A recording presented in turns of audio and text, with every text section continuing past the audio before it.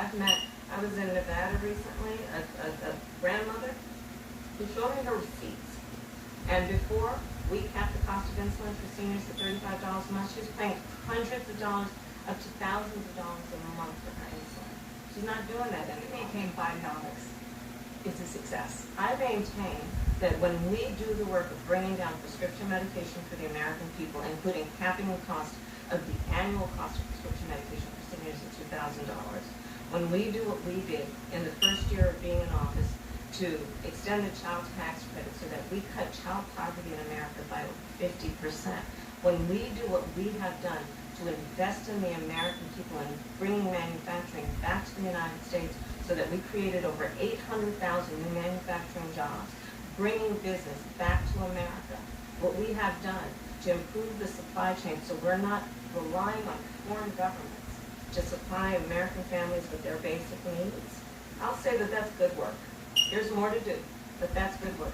I want to get some clarity on where you stand on some key policy issues. Energy is a big one.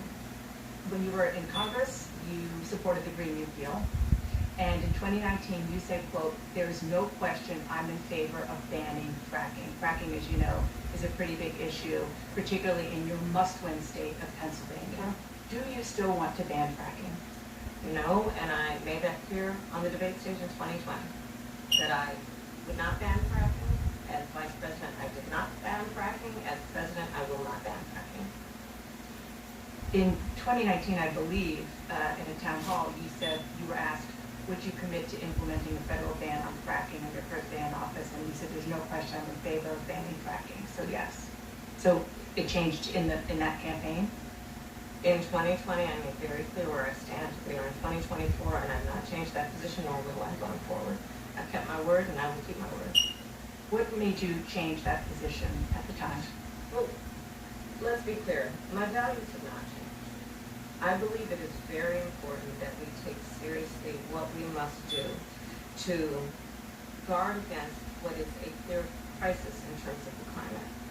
And to do that, we can do what we have accomplished thus far. The Inflation Reduction Act, what we have done to invest, by my calculation, over probably $1 trillion in the next 10 years, investing in a clean energy economy. What we've already done, creating over 300,000 new clean energy jobs.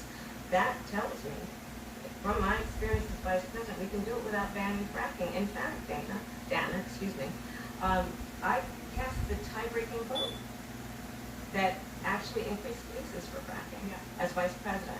So I'm very clear about where I stand. And was there some policy or scientific data that you saw that you said, oh, okay, I get it now? What I have seen is that we can grow and we can increase a thriving clean energy economy without banning fracking. Another issue, big one, is immigration. As Vice President, you were tasked with addressing the root causes of migration in southern countries and northern part of Central America. The northern part of Central America that affects the southern border of the U.S. During the Biden-Harris administration, there were record numbers of illegal border crossings. Why did the Biden-Harris administration wait 3.5 years to implement sweeping asylum restrictions? Well, first of all, the root causes work that I did as Vice President, that I was asked to do by the President, has actually resulted in a number of benefits, including historic investments by American businesses in that region. The number of immigrants coming from that region has actually reduced since we began that work. But I will say this, that Joe Biden and I and our administration worked with members of the United States Congress on an immigration issue that is very significant to the American people and to our security, which is the border. And through bipartisan work, including some of the most conservative members of the United States Congress, a bill was crafted, which we supported, which I support, and Donald Trump got word of this bill that contributed to securing our border, and because he believes that it would not have helped him politically, he told his folks in Congress, don't put it forward. He killed the bill. A border security bill that would have put 1,500 more agents on the border. And let me tell you something. The border endorse the bill. And I'm sure in large part because they knew they were working around the clock. And 1,500 more agents would help them. That bill would have allowed us to increase seizures of fentanyl. Ask any community in America that has been devastated by fentanyl what passing that bill would have done to address their concern and the pain that they've experienced. So you would push that legislation again? I just want to I ask will you. push it. I will make sure that it comes to my desk and I would sign it. Just one other question about something that you said in 2019 when you first ran. There was a debate. You raised your hand when asked whether or not the border should be decriminalized. Do you still believe that? I believe there should be consequence. We have laws that have to be followed and enforced that address and deal with people who cross our border illegally, and there should be consequence. And let's be clear, in this race, I'm the only person who has prosecuted transnational criminal organizations who traffic in guns, drugs, and human beings. I'm the only person in this race who actually served a border state as Attorney General to enforce our laws, and I would enforce our laws as President going forward. I recognize the problem. Generally speaking, how should voters look at some of the changes that you've made, that you've explained some of here, in your policy? Is it because you have more experience now and you've learned more about the information? Is it because you were running for president in a Democratic primary? And should they feel comfortable and confident that what you're saying now is going to be your policy moving forward? Jana, I think the most important and most significant aspect of my policy perspective and decisions is my values have not changed. You mentioned the Green New Deal.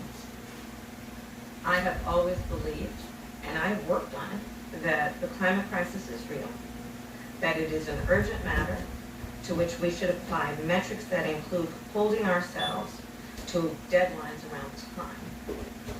We did that with the Inflation Reduction Act. We have set goals for the United States of America and by extension the globe around when we should meet certain standards for reduction of greenhouse gas emissions. As an example, that value has not changed. My value around what we need to do to secure our border, that value has not changed. I spent 2 terms as the Attorney General of California prosecuting transnational criminal organizations, violations of American laws regarding the illegal passage of guns, drugs, and human beings across our border. My values have not changed. So that is the reality of it. In 4 years of being vice president, I'll tell you, one of the aspects to your point is traveling the country extensively. I mean, I'm here in Georgia. I think somebody told me 17 times since I've been vice president in Georgia alone. I believe it is important to build consensus. And it is important to find a common place of understanding of where we can actually solve problems. On that note, you had a lot of Republican speakers at the convention. Will you appoint a Republican to your cabinet? Yes, I would. Anyone Yes, in I mind? would. No one in particular in mind.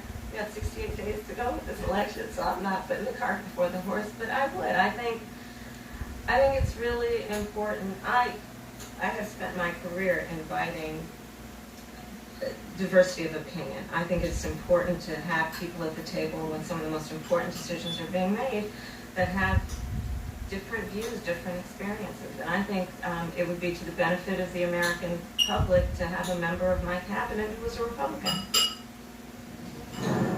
That was just the start of our wide-ranging conversation, and we have some never-before-shared details about the phone call that changed everything between President Joe Biden and Vice President Kamala Harris. I'm just curious, staying on President Biden, when he called you and said he was pulling out of the race, what was that like? And did he offer to endorse you right away, or did you ask for it? It was a Sunday, so here I'll give you a little too much information. Go for it. There's no such thing, Vice President. And her running mate, I asked him about some of the controversies that have sprung up since Harris put him on the ticket. Governor Walz, the country is just starting to get to know you. I want to ask you a question about how you described your service in the National Guard. You said that you carried weapons in war, but you have never deployed actually in a war zone. a campaign official said that you misspoke. Did you?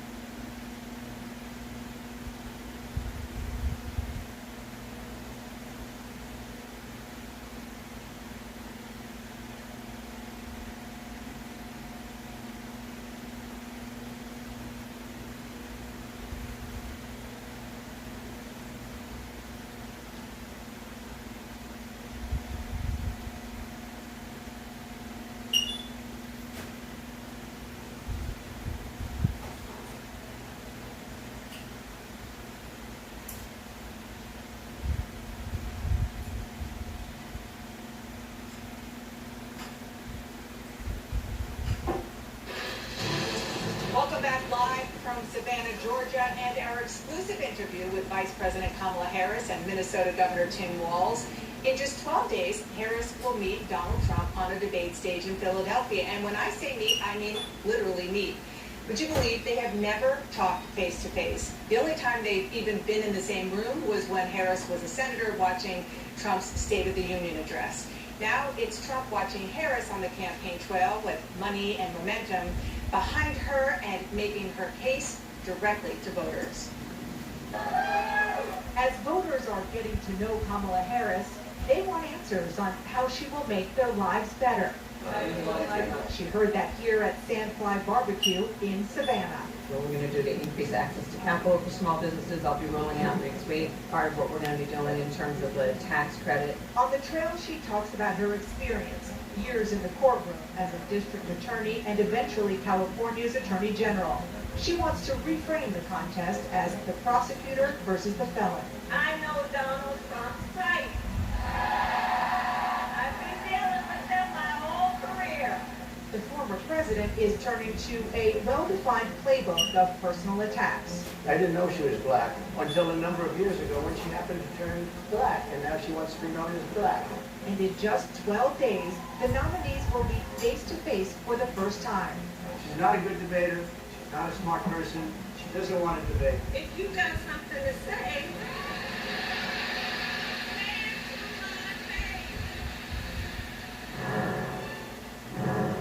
I want to ask you about your opponent, Donald Trump.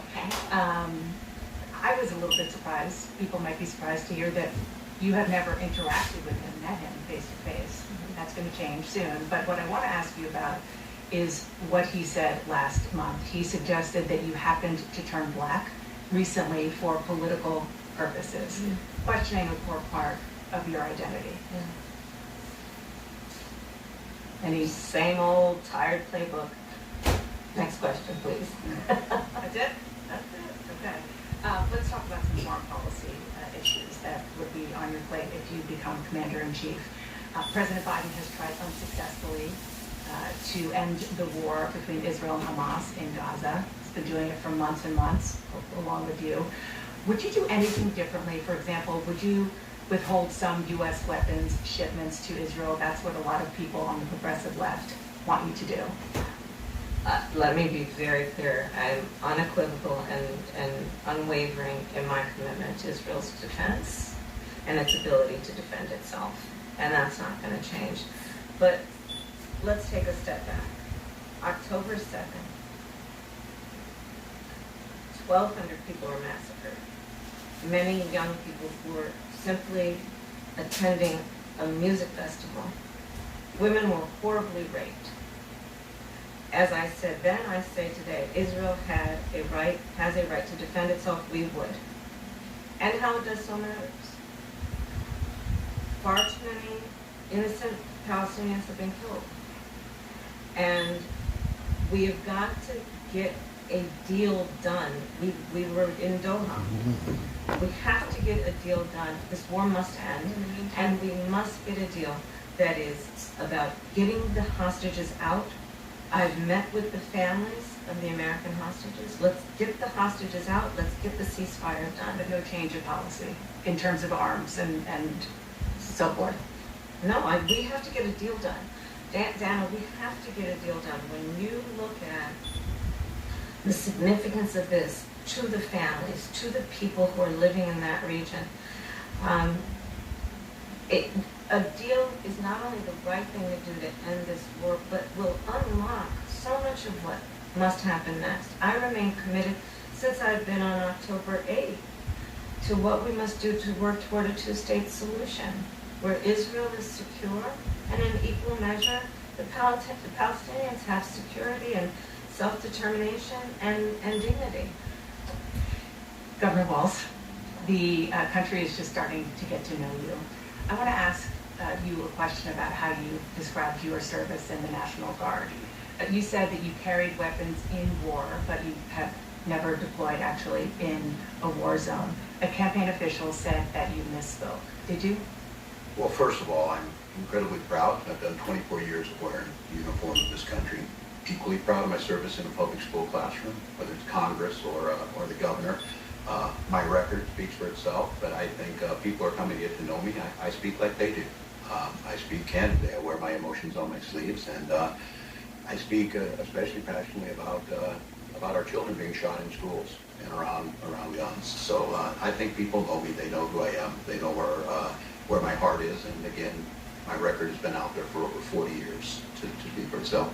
And the idea that you said that you were in war, did you misspeak as the campaign has said? Yeah, I said we were talking about, in this case, this was after a school shooting, the ideas of carrying these weapons of war. And my wife, English, she told my grammar's not always correct. But again, if it's not this, it's an attack on my children for showing love for me, or it's an attack on my dog.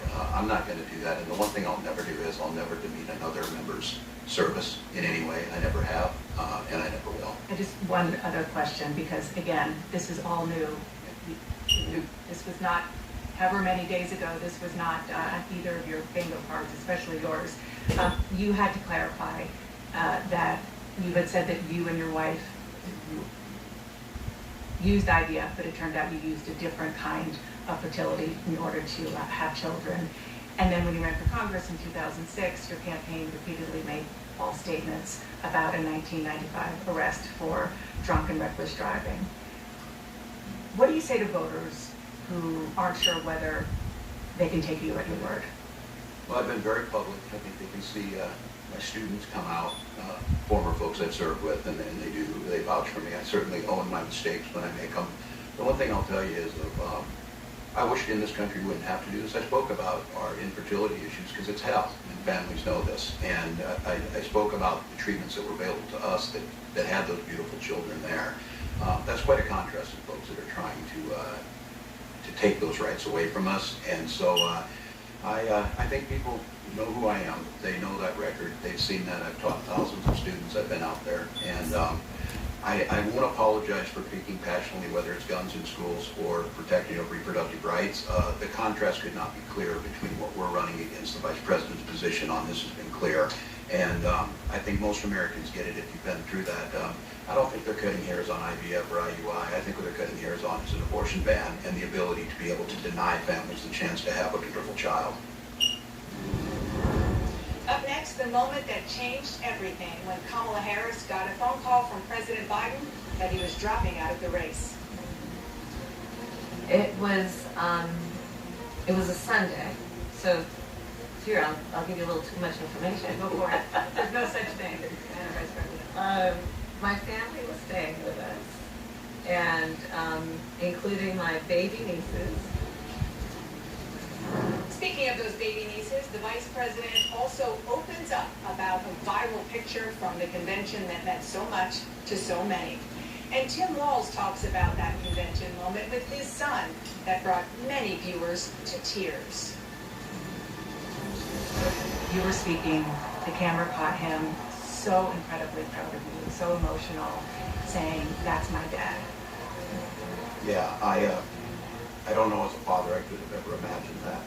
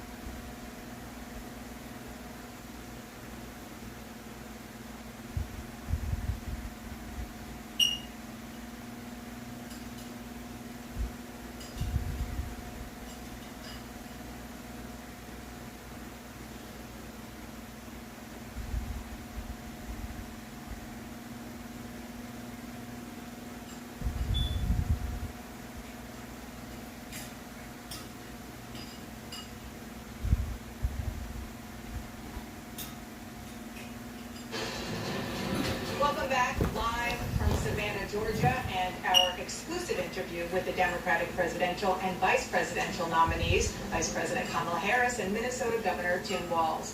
It's hard to believe it was just 39 days ago President Biden shocked the world via tweet. That's how we found out he was dropping his re-election bid, but before he tweeted the news, Biden called his vice president, and for the first time we are hearing about that phone call and exactly what Kamala Harris was doing when she answered. But we started this discussion with the moment that set all of this in motion, CNN's presidential debate, and whether President Biden was strong enough to lead this nation again. Vice President Harris, you were a very staunch defender of President Biden's capacity to serve another 4 years. Right after the debate, you insisted that President Biden is extraordinarily strong. Given where we are now, do you have any regrets about what he told the American people? No, not at all. Not at all. I have served with President Biden for almost 4 years now, and I'll tell you, it's one of the greatest honors of my career, truly. He cares so deeply about the American people. He is so smart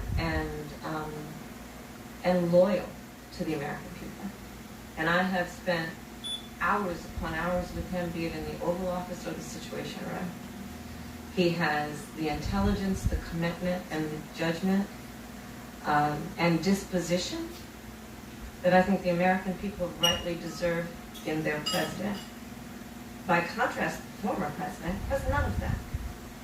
And so, one, I am so proud to have served as Vice President to Joe Biden. And two, I'm so proud to be running with Tim Walz for President of the United States and to bring America what I believe the American people deserve, which is a new way forward, and turn the page on the last decade of what I believe has been contrary to where the spirit of our country really lies. The last decade, of course, the last 3.5 years has been part of your administration. I'm talking about an era that started about a decade ago, where there is some suggestion, warped I believe it to be, that the measure of the strength of a leader is based on who you beat down, instead of where I believe most Americans are, which is to believe that the true measure of the strength of a leader is based on who you lift up. That's what's at stake as much as any other detail that we've discussed in this election. Because we haven't had a chance to talk, I'm just curious, staying on President Biden, when he called you and said he was pulling out of the race, what was that like? And did he offer to endorse you right away, or did you ask for it? It was a Sunday, so here, I'll give you a little too much information. Go for it. There's no such thing, Vice President. My family was staying with us, and including my baby nieces, and we had just had pancakes and, Auntie, can I have more bacon? Yes, I'll make you more bacon. And then we were sitting down to do a puzzle. And the phone rang, and it was Joe Biden. And he told me what he had decided to do. And I asked him, "Are you sure?" And he said yes. And that's how I learned about it. And what about the endorsement? Did you ask for it? He was very clear that he was going to support me. So when he called to tell you, he said, "I'm pulling out of the race and I'm going to support you." Well, my first thought was not about me, to be honest with you. My first thought was about him, to be honest.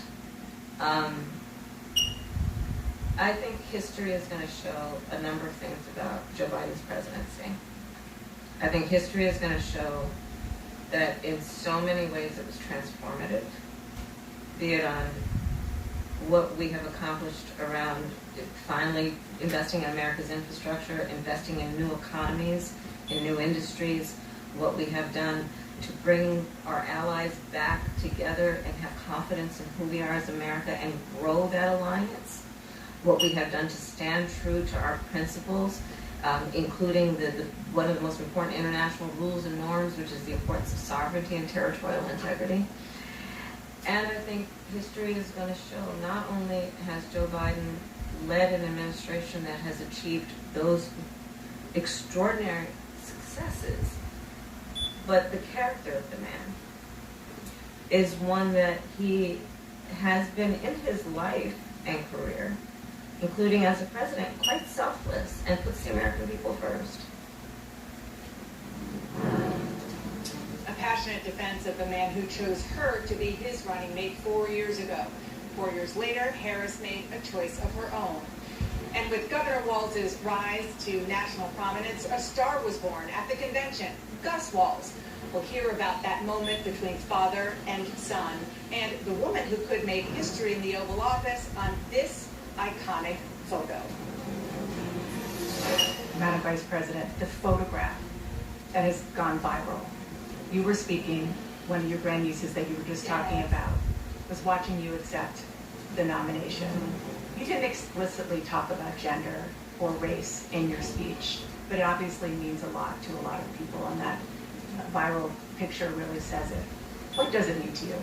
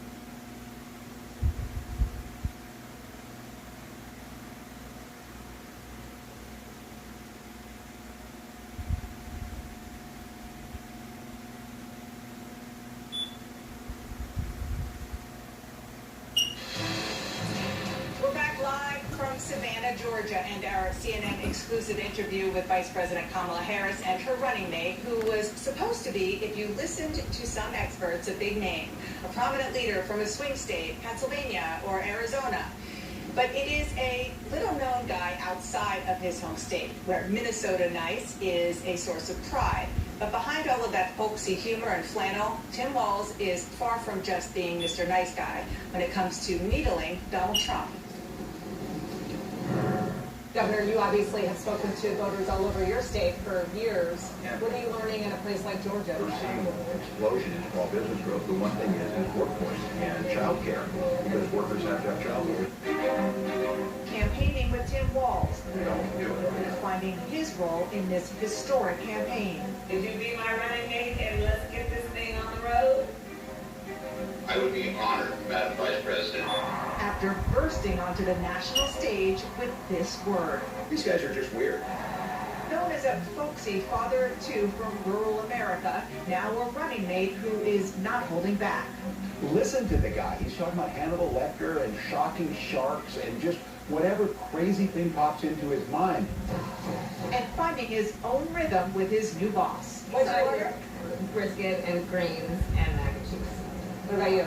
I had the brisket coleslaw on this. And what about the spice situation, the Tabasco? What's happening with that? I'm gonna let him speak for himself. The vice president's growing peppers at her residence, so she's trying to like bring me along on this. You know, Minnesotans, It's okay. I'm getting there. It's okay. You just do you. I just have to ask you both about two standout moments, aside, of course, from the addresses that you both gave, but standout moments that were perhaps unexpected during the convention. You mentioned one of them, Governor. A moment that you shared, that the world shared with your son, Gus. You were speaking, the camera caught him, so incredibly proud of you, so emotional, saying, "That's my dad." Yeah, I don't know as a father I could have ever imagined that. I'm grateful for so many reasons to be on this ticket, but that moment, to understand what was really important, to have my son feel a sense of pride in me, that I was trying to do the right thing. And it was, you try and protect your kids, it brings notoriety and things, but it was just such a visceral, emotional moment that I'm grateful I got to experience it, and I'm so proud of him. I'm proud of him, I'm proud of Hope, I'm proud of Gwen. She's a wonderful mother, and these are great kids. And I think the one thing he's talking about, the era we're in, is our politics can be better. It can be different. We can show some of these things, and we can have families involved in this. And I hope that there was, I hope people felt that out there, and I hope they hug their kids a little tighter, because you just never know. Life can be kind of hard. And last question, Madam Vice President, the photograph that has gone viral. You were speaking, one of your grandnieces that you were just talking about was watching you accept the nomination. Mm-hmm. You didn't explicitly talk about gender or race in your speech, but it obviously means a lot to a lot of people, and that viral picture really says it. What does it mean to you? I am running because I believe that I am the best person to do this job at this moment, for all Americans, regardless of race and gender. But I did see that photograph, and I was deeply touched by it. And you're right, it's the back of her head, her two little braids, and then I'm in the front of the photograph, obviously speaking. And it's very humbling. It's very humbling in many ways. Did she talk to you about it afterwards? Oh, she had a lot to talk about. She listened to everything, and she listens to everything. Give you your hot take. Oh, yeah, definitely. Madam Vice President, Governor Walz, thank you so much for your time. Appreciate it. Thank you, Shanna. Thank you. This was Vice President Harris's first real unscripted setting where voters could see and hear her explain some of her policy positions now and how they differ from before she became vice president and why. And this was the first we heard those details about an extraordinary phone call from a president dropping out of